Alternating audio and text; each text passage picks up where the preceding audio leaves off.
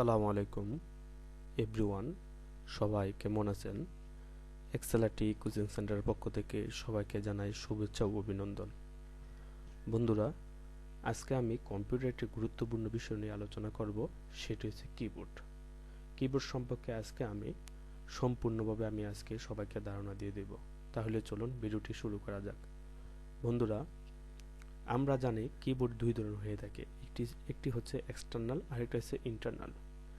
External keyboard হচ্ছে আমাদের যেটা আমরা সবসময় ব্যবহার করি, যেটা কম্পিউটার বাইরে বা ল্যাপটপের বাইরে থাকে বা পিসির বাইরে থাকে, সেটা হচ্ছে এক্সটার্নাল কিবোর্ড। আরেকটি হচ্ছে ইন্টারনাল কিবোর্ড। ইন্টারনাল কিবোর্ডটি হচ্ছে যখন আমরা এক্সটার্নাল কিবোর্ডটি কোনো সমস্যা হয়, এটার মাধ্যমে যদি আমরা কাজ না করতে পারি, তখন আমরা ইন্টারনাল কিবোর্ডটি আমরা ব্যবহার করে আমাদের কাজগুলো করতে পারি।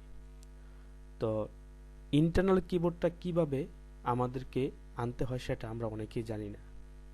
তো সেটি দেখানোর জন্য আজকে মূলত এই ভিডিওটি।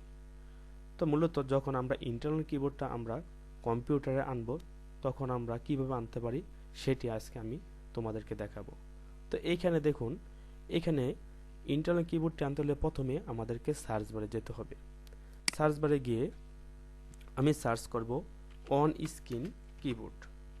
অন স্ক্রিন কিবোর্ড, দেখুন অন স্ক্রিন কিবোর্ড এখানে আমি লেখার পর এখানে শো করতেছে। তো এখানে আমি ক্লিক করব। ক্লিক করার পর এই যে দেখুন, আমরা অন স্ক্রিন কিবোর্ডটি আমাদের মাঝে চলে আসছে। তো যখন আমাদের এক্সটার্নাল কিবোর্ডটি কোনো সময় নষ্ট হয়ে যায় বা কোনো প্রবলেম দেখা দেয়, তখন আমরা এই ইন্টারনাল কিবোর্ডের মাধ্যমে আমাদের কাজগুলো আমরা করতে পারবো। বন্ধুরা, যদি ভিডিওটি যদি ভালো লাগে তাহলে আপনারা এক্সেলাটি কোচিং সেন্টার এই চ্যানেলটিকে আপনারা সাবস্ক্রাইব করবেন। আসসালামু আলাইকুম।